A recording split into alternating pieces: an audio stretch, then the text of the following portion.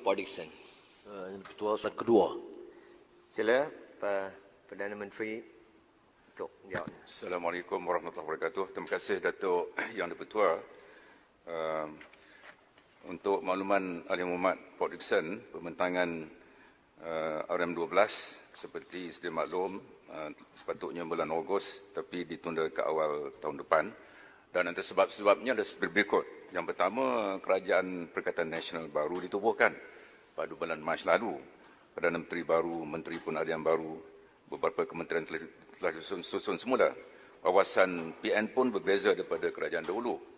Beberapa dasar dan pendekatan menguruskan ekonomi perlu dikaji semula untuk menangani isu-isu ekonomi semasa. Kedua, andaian-andaian dibuat sebelum COVID-19 mengenai beberapa petunjuk penting ekonomi perlu lihat semula. Ini termasuklah kadar pertumbuhan ekonomi dunia. Dulunya dianggarkan negatif, dulunya dianggarkan positif 3.5%. Sekarang dijangka menguncup sebanyak 4.9% tahun ini. Berdangan dunia lembab, kadar pertumbuhan ekonomi negara kita pun mencabar, harga minyak mentah rendah dan kadar pengangguran meningkat. Ketiga, Datuk Yang di-Pertua, pandemik COVID-19 ini telah memberi kesan besar kepada ekonomi dunia. Kesannya kepada ekonomi negara perlu diambil kira dan menggubal dasar jangka pendek dan jangka panjang. Keempat, lanskap ekonomi Malaysia dan global telah berubah akibat COVID-19. Umpamanya peranan ekonomi digital semakin penting, industri pelancongan dan PKS akan mengambil masa sebelum mengalami pemulihan. Security makanan ataupun food security perlu diberi lebih perhatian pada masa ini. Kelima, kedudukan fiskal negara tahun ini adalah mencabar daripada kadar defisit sebanyak 3.2% yang dijangkakan sebelum ini. Kadar ini dijangka meningkat kepada 5.8% hingga 6% pada tahun 2020. Walaupun pembentangan RMK12 ditunda ke awal tahun hadapan, ia masih berteraskan kepada wawasan kemakmuran bersama 2020 atau 2030 ataupun WKB 2030 yang telah dilancarkan pada bulan Oktober tahun lalu. Objektif WKB 2030 adalah untuk membawa pembangunan untuk semua, menangani jurang kekayaan dan pendapatan serta mewujudkan negara yang bersatu, makmur dan bermaruah. WKB 2030 ini adalah kesinambungan kepada beberapa dasar terdahulu dan bersifat lebih inklusif.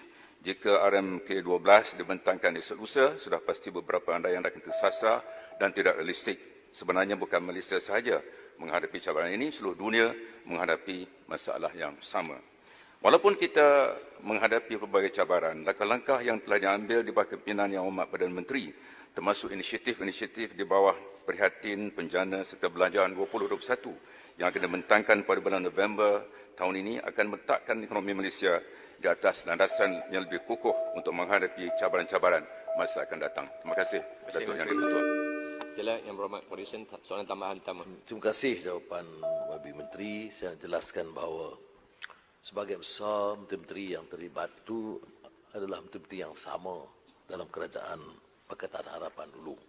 Jadi alasan itu bagi saya terlalu sangat remeh. Keduanya, ia terkait dengan beberapa langkah yang harus dibuat sebelumnya, termasuk membahaskan pakej rancangan. Belanjawan juga ditunda. Malaysia salah satu negara di mana hal ini tidak dibahaskan. Alasan yang disebut oleh Perdana Menteri ialah tidak mahu menangguhkan pelaksanaan.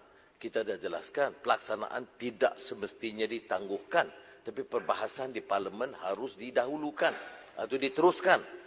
Dan ini tidak menyebabkan kita melengahkan tindakan. Kerana seperti biasa, seperti mana kita buat belanjawan tambahan, kita boleh belanja dulu.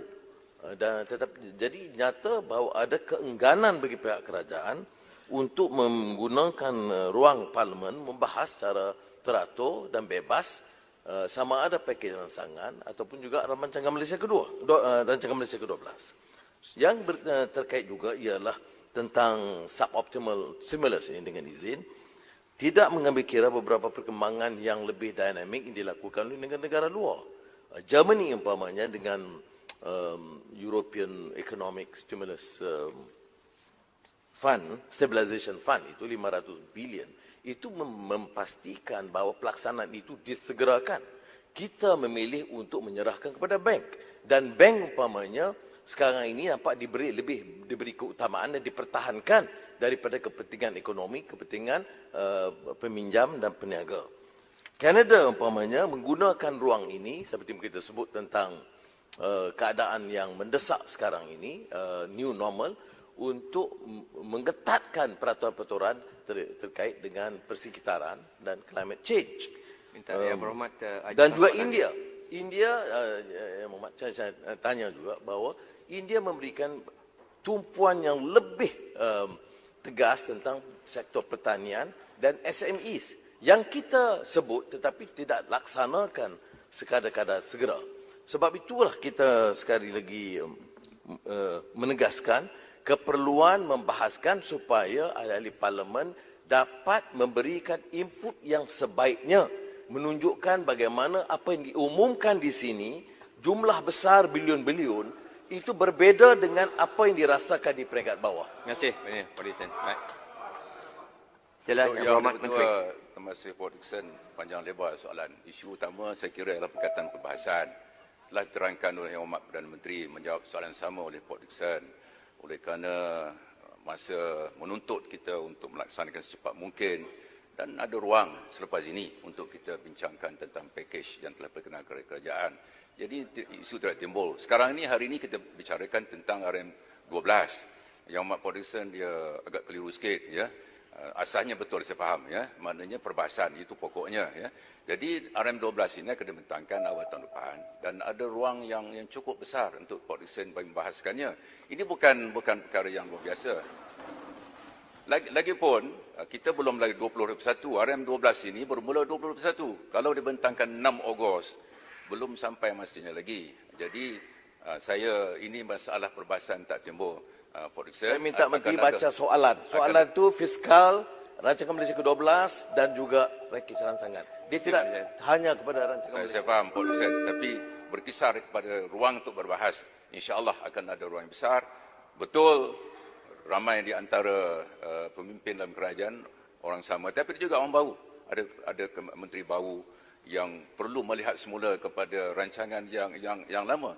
Apapun seperti tegaskan jawapan saya, RM12 akan terus berteraskan kepada WKB atau penguasaan kemakmuran bersama yang dilancarkan oleh mantan Perdana Menteri pada bulan Oktober tahun lepas.